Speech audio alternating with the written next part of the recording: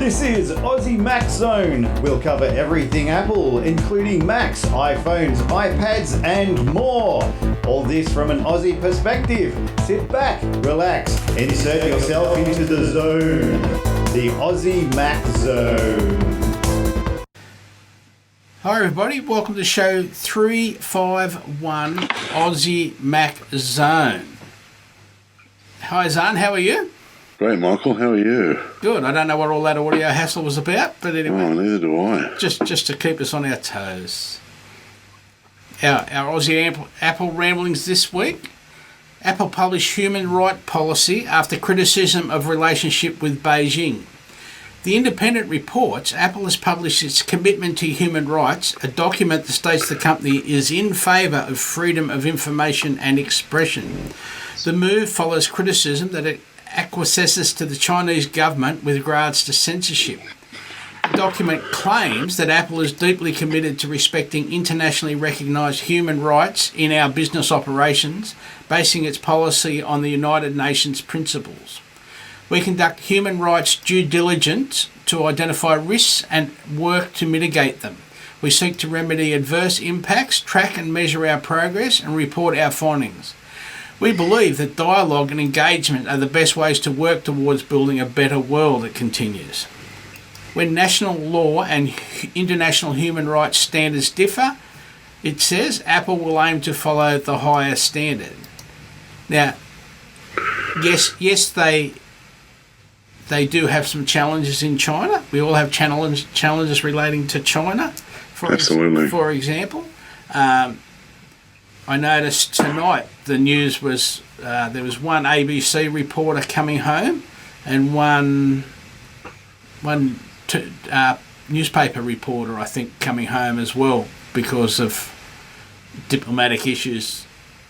So basically they've been kicked out, I think. They'll either be kicked out or kept, locked up or go home. Yep. So I think that's what's happened. Well, they've got the... who is it? The lawyer that not the lawyer, whatever he is, that they had imprisoned. Yeah. They've now allowed him legal counsel for the first time. So, yeah, there are some challenges. Yeah, I've been reading as well that we're trying to make deals with, I think India and Thailand, I think. Yeah. So we can pull out of China. Yeah. Altogether. Yeah, well, I don't know whether they'll do it all together. Mm-hmm. But what I find amazing a lot is, how like China and Taiwan don't get on, as in China believes Taiwan's part of it, and yes, China believes doesn't. Everyone's part of it.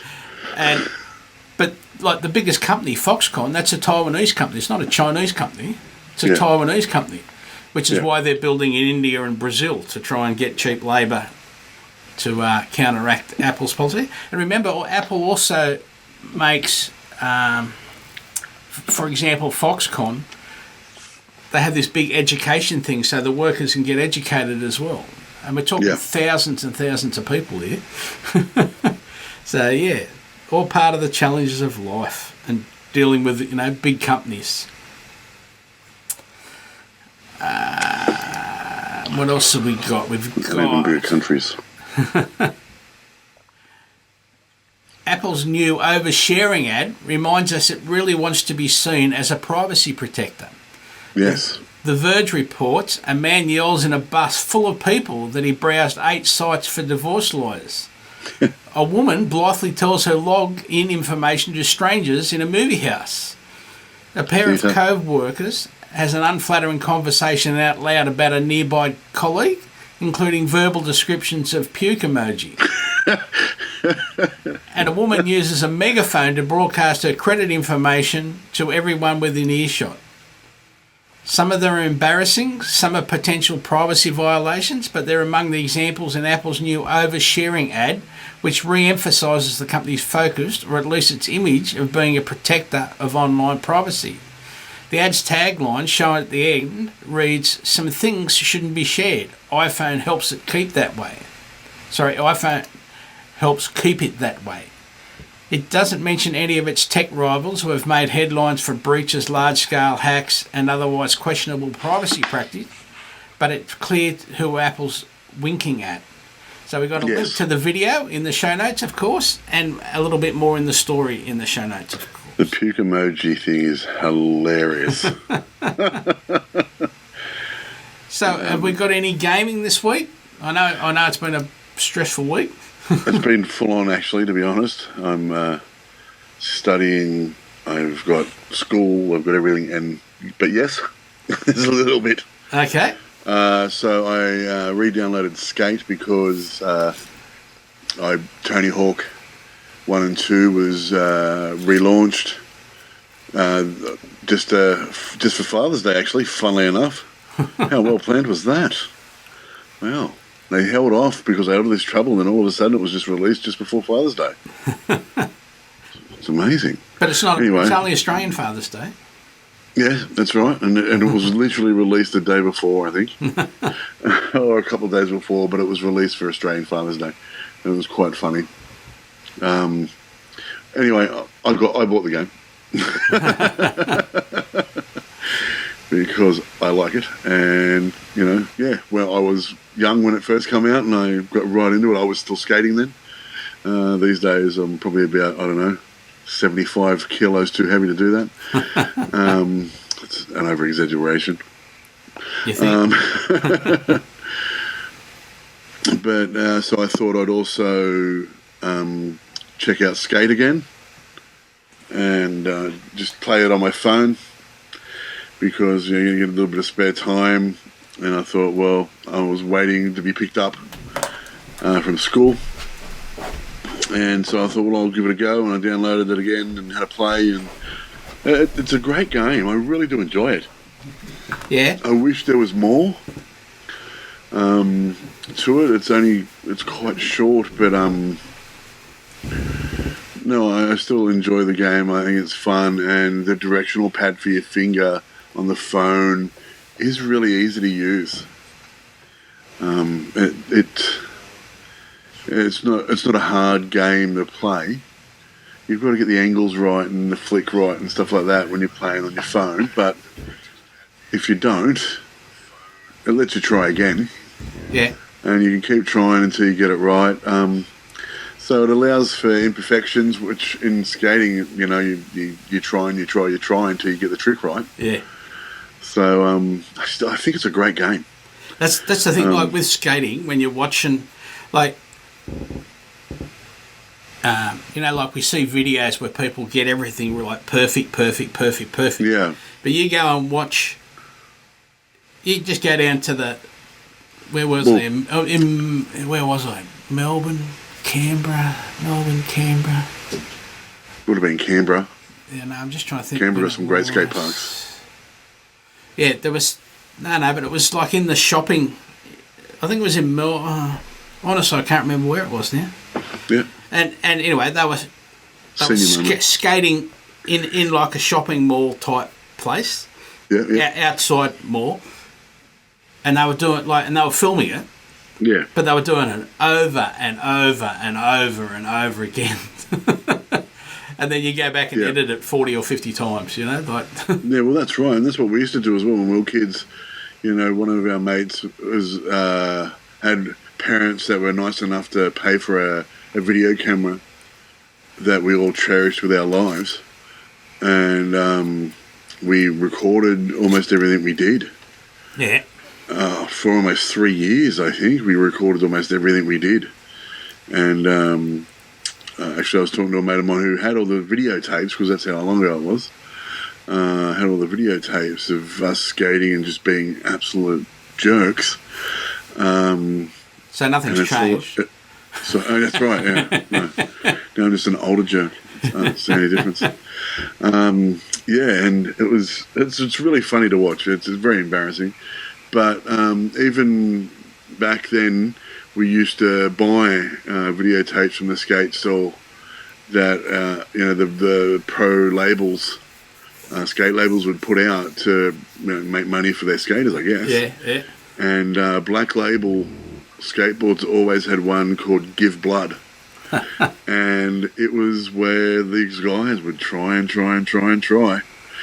they'd either get it really wrong or they'd get it really right. Yeah. And the give blood part was they'd get it wrong. Yeah, and then but then you'd see in the videos they'd clearly come back to that spot in the proper videos, and they'd clearly come back to that spot, and they'd tried and they got that trick. Yeah. So, and that's what I like about Skate the game. Like, you can continue to try that trick until you get it right. And then you move on. Then you move on. That's right, yeah. And so it has that real skater feel to it. Mm-hmm. And it's funny because it literally is just a phone. You can play it on your phone. You can play it on TV with a controller and stuff like that, but I enjoy it more on my phone. So that's why I thought I'd bring it back up. And, this last show as well, we're talking about rehashing some of the games that we first looked at because we really didn't get a chance to do proper reviews because, for one, I didn't have an Apple TV. I didn't have the controller ready for it or anything like that. Yep. This one I didn't need a controller for, but I thought because it was one of the first games we looked at, I'd look at it again, and I can just say that, it's a good game. Excellent. Yeah, 4.5 apples once again. I wish it was longer, but all these good games don't seem to be that long. Tony Hawk was never that long. You just, sort of skated through the parks. You could always get the little quests in between, but you'd want to just get through the park so you could see which park was next. Yeah. And so, it's a good fun game. So that's gaming for this week. Yeah, well, let's talk about Give Blood. Like, my son Curtis, I always pick on him because, like, he says, "Oh, have you got photos of me skating and videos of me skating?" And yeah, we've got him in, like, Wagga Hospital, Bookham Hills Hospital, like, all these hospitals where he hurt himself while he was skating. I remember being, I must have been 21, and my mate says, "Are you any good at, like, ramp skating?" And I'm like, "Of course I am." Let's go. So we drove all the way out to Warragamba because that was the only park that was really sort of available then. Yeah. It's an old concrete park. It's pretty rough. And off I went, and I hit a quarter pipe, went to do a 5-0 grind, come clean off my skateboard, landed on my ankle and broke it. Just like that. Just like that. Yep. And I tried to get up and keep pushing on it. And oh my God, it hurts. And he's like, "What do you want to do? You want to go to the hospital or do you want to go to the pub?" And I said, "Well, we'll go to the pub first." And so I went to the pub for about, I think I was there for about 10 minutes, and when I was starting to get a headache from the pain. Yeah. And I'm like, "No, I'm going to have to go to the hospital."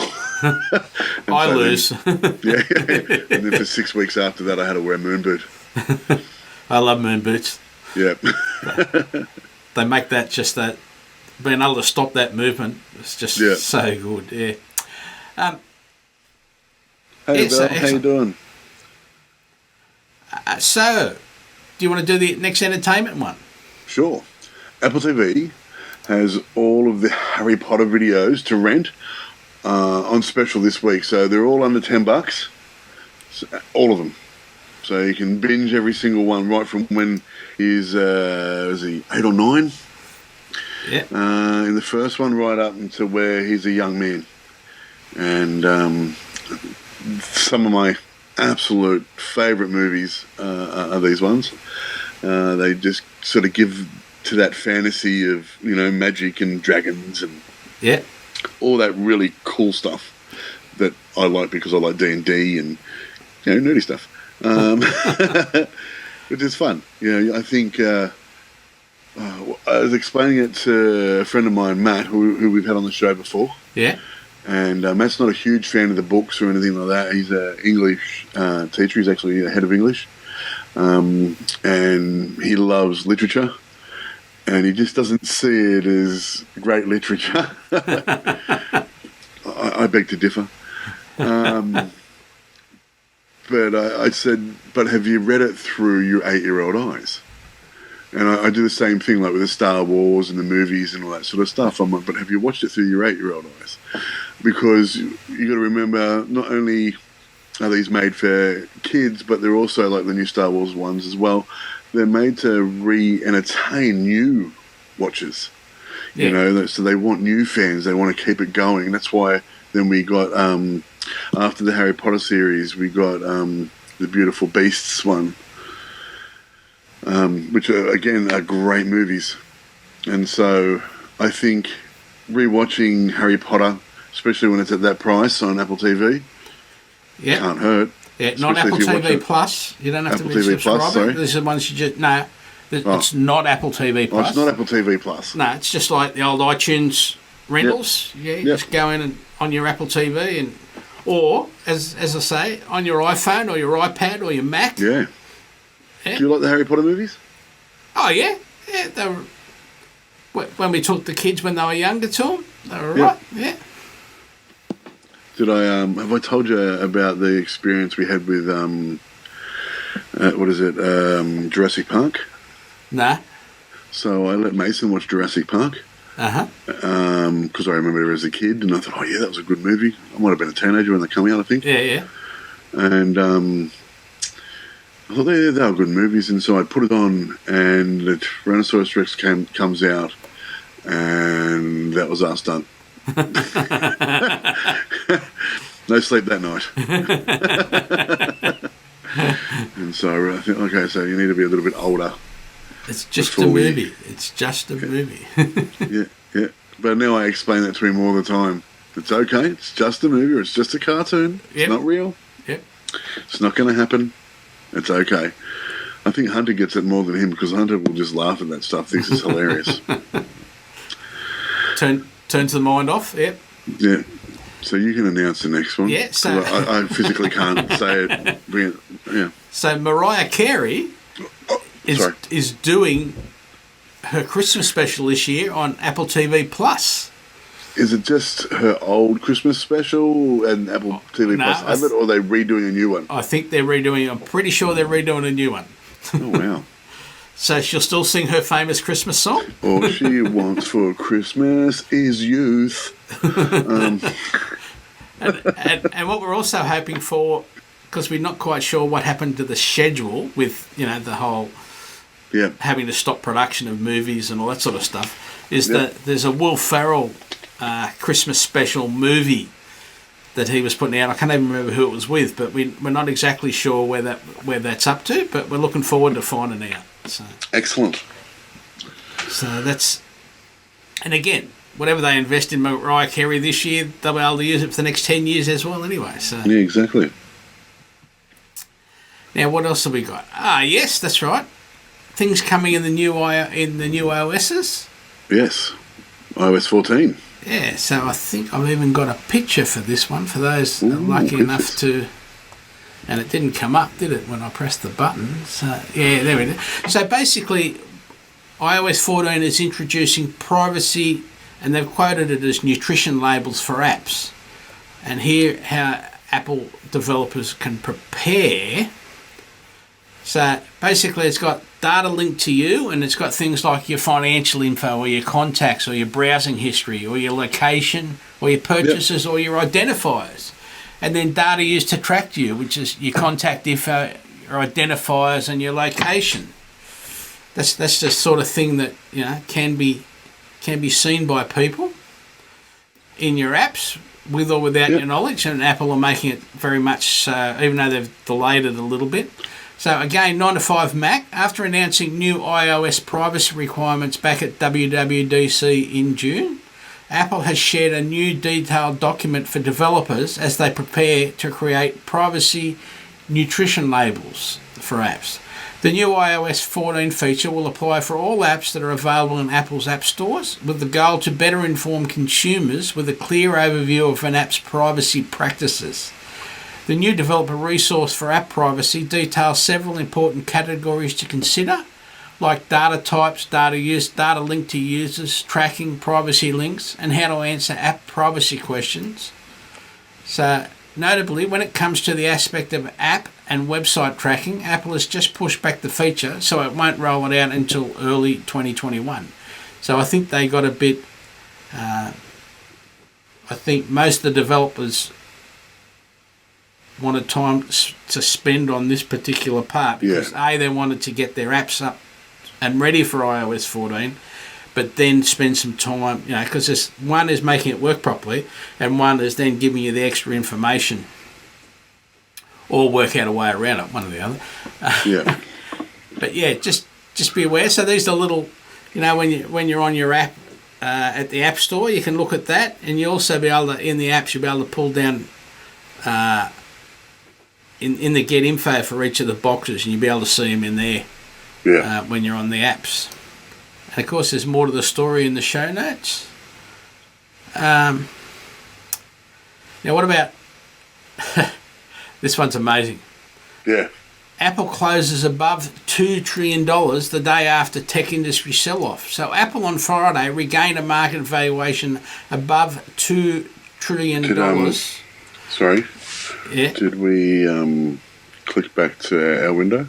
Oh, no, we didn't. Thank you very much. That's because I'm looking at the camera, not thank you very much.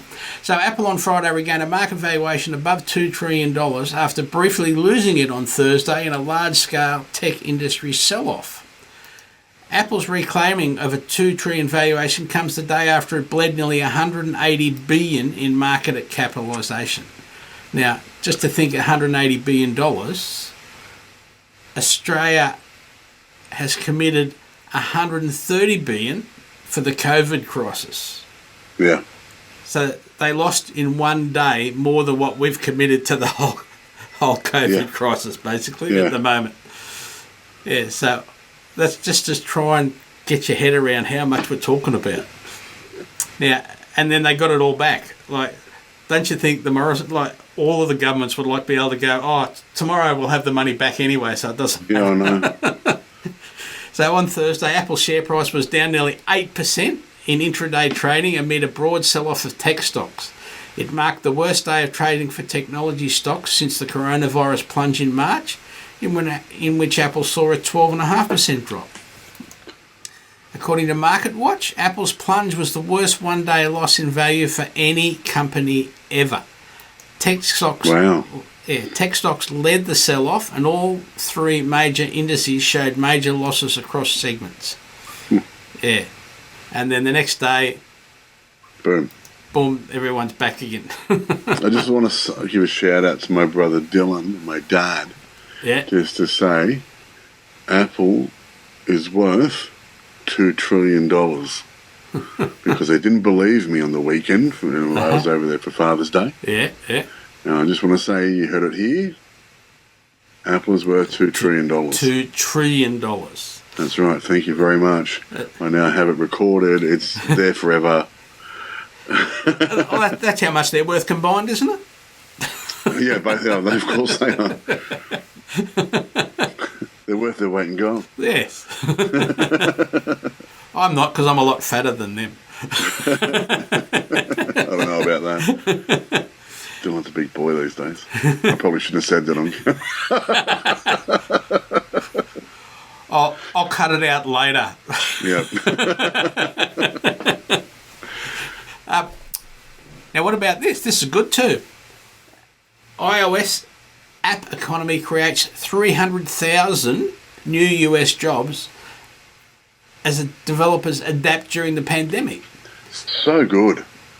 Yeah. Well, this is when we need to be doing this. Yep. We're in a recession at the moment, and everyone's freaking out. We need a way of creating jobs. Yeah, so we need to we've talked about this before, about bringing jobs that were overseas home to help with the economy and that sort of stuff. And I think by doing this, and helping the economy, if this is the way we're gonna live, and this is the sort of the economy we're gonna have, we need to think about where our jobs are. Mm-hmm. So I agree. This is great. Yeah, the App Store ecosystem now supports over 2.1 million jobs across all 50 states of the US. So I've got no idea what it is in Australia. I'm sure we may be able to inquire, but I will try that. I'll put that down to try and do. Yeah, that'd be great information. The iOS app economy has created nearly 300,000 new jobs since April 2019, helping to provide opportunities for Americans of all ages, even as COVID-19 continues to create immense challenges and uncertainty for communities across the country. Developers nationwide, including companies such as Caribou, HEB and Shine, have adapted their businesses to make sure they keep supporting their customers during a challenging time. Since the App Store launched in 2008, the iOS app economy has become one of the fastest growing sectors of the economy. Absolutely. Despite the pandemic, the App Store continues to provide economic opportunities for entrepreneurs of all sizes, Why wouldn't it? anyone with an idea reach customers around the world and take advantage of new opportunities that would never be possible without it. The App Store ecosystem now supports 2.1 US jobs across all 50 states, an increase of 15% since last year, and it's as part of the 2.7 million jobs Apple supports across the country. Apps have become even more critical to Americans' everyday lives as they seek out new and safe ways to learn, work and stay engaged with friends and family during the pandemic. For entrepreneurs who create these apps and teams that design them, this produces lasting and sustainable economic opportunities, as evidenced by the double-digit growth in new app economy jobs across dozens of states since last year. And even things, I was listening to another podcast today, and he was talking about in America, as podcast, right? We're used to camera switching and between people and blah blah blah. Like there was 3 of us on last week, and I switched a little bit, but but now in America, because they're doing lots of Zoom meetings, people in Hollywood, there's actually camera switching people in Hollywood for Zoom meetings. That's hilarious. But it's a job, right? Oh, absolutely. Yeah, so, he's not switching a camera. It's literally how I got this gig. That's right. All I did when I first started, I didn't talk, I didn't do anything, I just switched cameras. So, it's just like, it's a real job. It is. Yeah. Pays great too. So, it is. It's enormous. Longest internship ever. Now, we're still waiting. I've got it down. Are we getting an Apple event tomorrow? But it doesn't appear so, unless they just come out and do one. But there's been no warning so far for it. Yep. But one of the really interesting ones on Apple's news website that they put out this afternoon was in Singapore, there's a new Apple store. Yep. And it's in a dome-shaped building. Oh, cool. On the bay in Singapore. So it just looks like this big ball floating in the water. Oh, fantastic. Like it's really cool looking, right? And you walk in and you go downstairs underwater and, and it's a full-on Apple store with all the tables and the screens and... Yeah, that's what they should have did with the Sydney one. They should have did it on the harbour in the water. So part of the, you go downstairs and you're in Sydney Harbour. Yeah, that's... Then, you see a trolley, shopping trolley float by, plastic bags, a turd. Just nature's wonders. Yeah. There was just a thing, somewhere I was just watching then, I think it was like one of those news stories on those funny sites that, magnetic fishermen in the Thames River need police help because they'd found some stolen motorbikes and stuff that had been just dumped in the water. Yeah. So, yeah.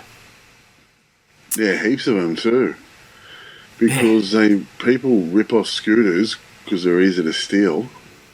Yeah. Ride them around until they, sort of run their course and then just dump them in the Thames. Yeah. Don't dump them in the Thames. Yeah. Dump them in the street. Who cares? Don't dump them in the Thames. Oh, that whole river, it's been thrashed since the industrial age, started. Yeah. To think that they used to drink from it. Yeah, as long as you were downriver. Or upriver. Upriver. Yeah. Upriver. Yeah.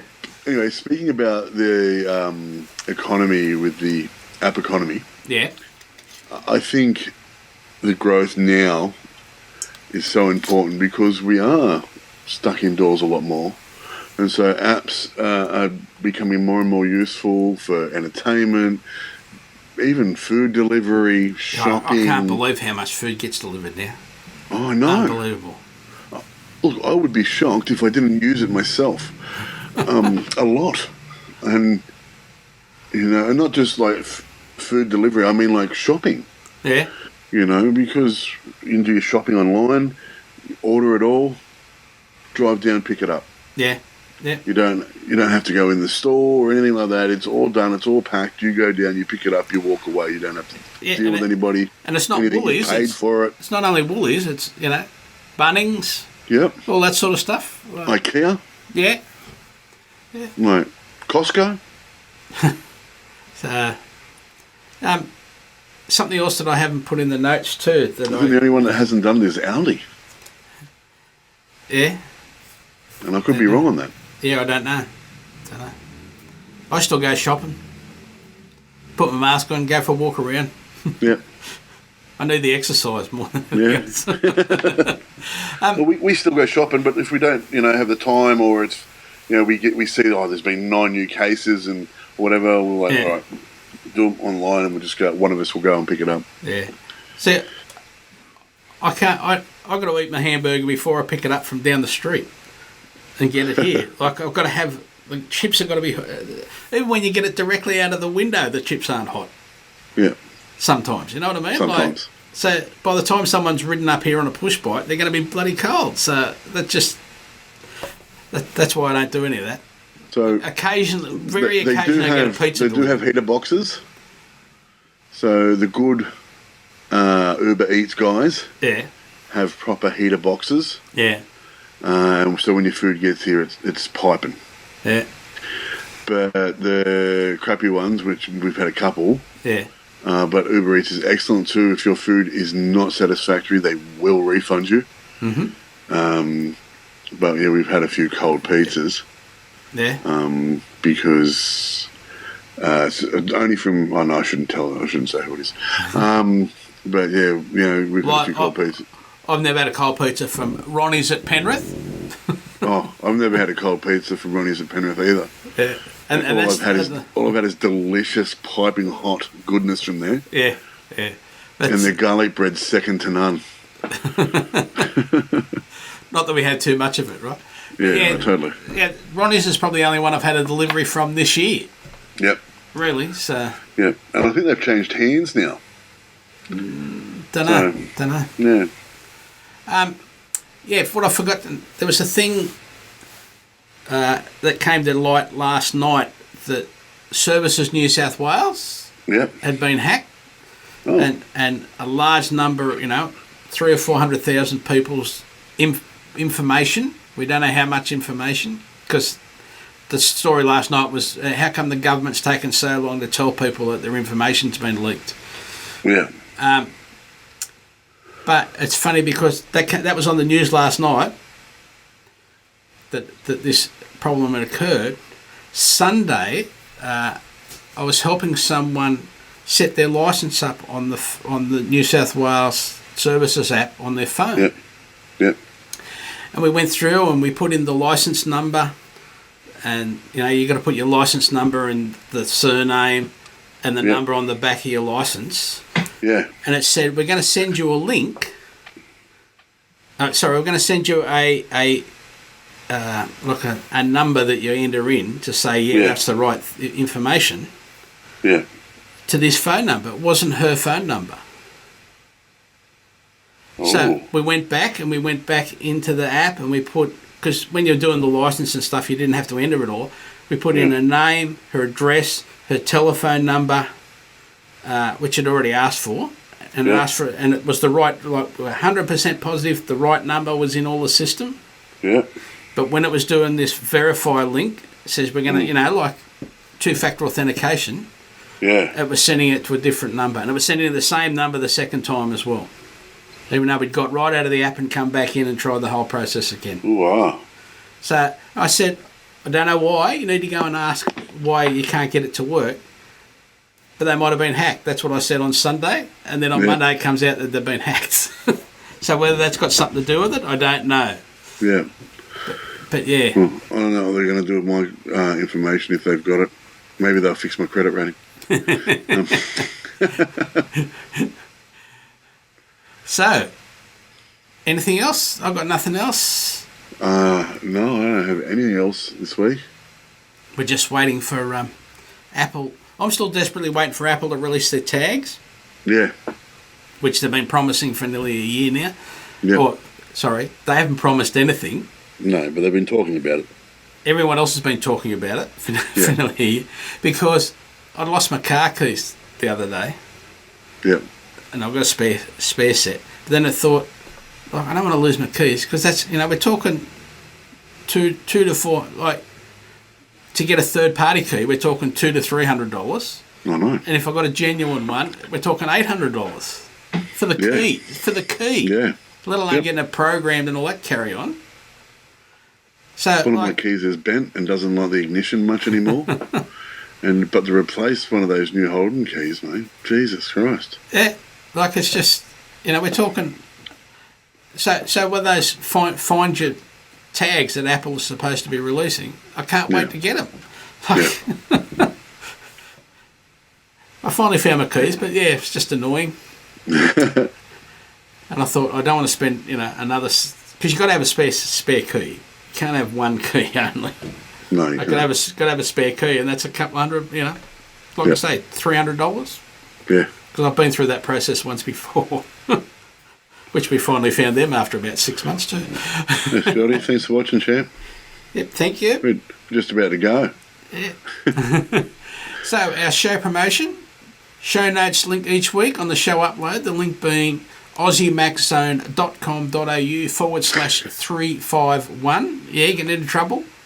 He's just said pew pew poo poo. There you'll see the last 6 weeks of show notes. You can email us at aussiemaxzone.com.au. That's Michael or Zarn. Yep. You can search for us. It's not Michael or Zarn. You can either email Michael or Zarn. Just search for us at Google Podcast, Spotify, Apple Podcast, Overcast, or whatever player you're using. Yeah, look for us. Apple News. I put a news story up this week. Aussie Max Zone in Apple News. But more importantly, thanks to our listeners, our supporters, you our listeners. The most important supporters we've got are you our listeners. And that's it. Except before for the we go, off. Yeah. How do I get the first Diablo to play on Mac? Well, we could probably answer that question, to be honest, because Michael's been playing around with Raspberry Pi stuff to build an emulator. I reckon we could actually do that. Yeah. Yeah, easily. And I think, when did Diablo, what was Diablo on?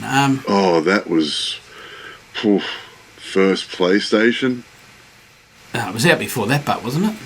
Yeah, it was on PC first. Was it on Mac, but way back when?